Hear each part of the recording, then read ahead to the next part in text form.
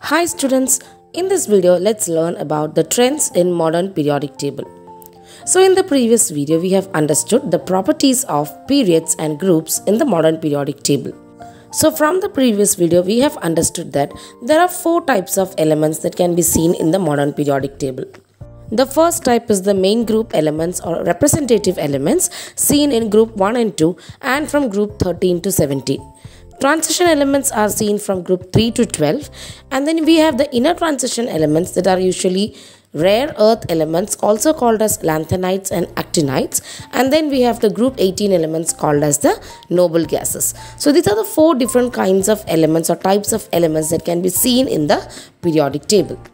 And generally in the periodic table, metals occur towards the left of the periodic table and non-metals towards the right. There are 7 elements that form a border from this metal to non-metals called as the metalloids. They exhibit the properties of both metals and non-metals. Now let's move on to the concept trends in periodic table.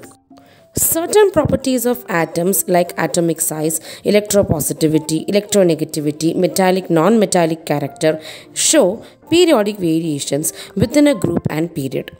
A knowledge of these trends enables chemists to rationalize the observation and predict the chemical behavior of the element. The first characteristic property that we are going to look about is the variation of valency in a period and in a group. Valency is the combining power of an element. Or in simple words, we can understand that valency is the number of electrons required to satisfy the octet rule. For example, oxygen has 6 valence electrons, so it requires 2 more electrons to complete the octet. Hence, its valency is 2. Similarly, sodium will release 1 electron to satisfy the octet rule, and hence the valency of sodium is 1. Valency of chlorine is also 1 as it requires 1 more electron to complete the octet. Now let's understand how valency varies in a period. We know that in a period the atomic number of elements are different. So the valency of elements in a period is different. And this difference in the valency give rise to different properties of elements in the period. In a period, the valency first increases from 1 to 4 and then decreases from 4 to 0. So if you take the example of the second period, you can understand that this period consists of alkali metals, alkaline earth metal, you have a metalloid, a non-metal and even a noble gas which is non-reactive. Coming to the group, valency is same when we go down the group. We know that in a group, the electronic configuration follows a similar pattern. So all the elements in a group have same valency and hence their properties are also same. For example, all the elements of group 1 have 1 electron in their outermost valence shell. Therefore, they are all monovalent. Group 1 and 17 are called as monovalent elements. Group 2 and 16 are divalent elements and group 18 are zero-valent elements. So once again let's recall, in a period the valency of elements changes and in a group the valency is same. Now let's move on to the next characteristic, that is atomic size of elements. Atomic size is the distance between the center of nucleus of an atom from the outermost shell containing electrons. Let's understand the variation of atomic size of elements in a period. We know that in a period, the number of electrons in the valence shell increases by 1. Now in every atom there exists a nuclear force, which is the force between the nucleus and the electrons in the outermost shell. And since the number of electrons increases in the valence shell by 1, the nuclear force to the outermost shell also increases.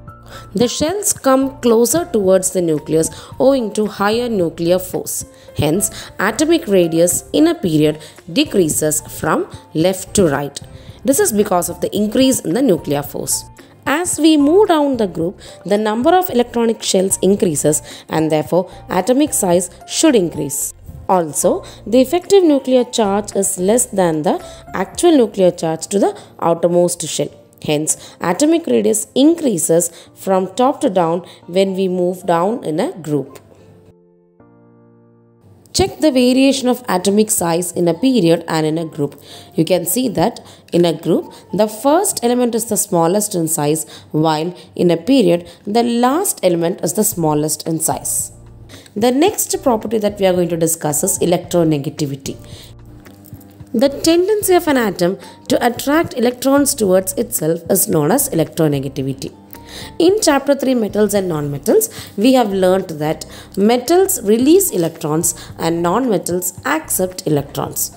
So from that we can understand that nonmetals are more electronegative because they accept electrons to satisfy the octet rule, whereas metals are less electronegative as they tend to lose electrons to satisfy the octet rule.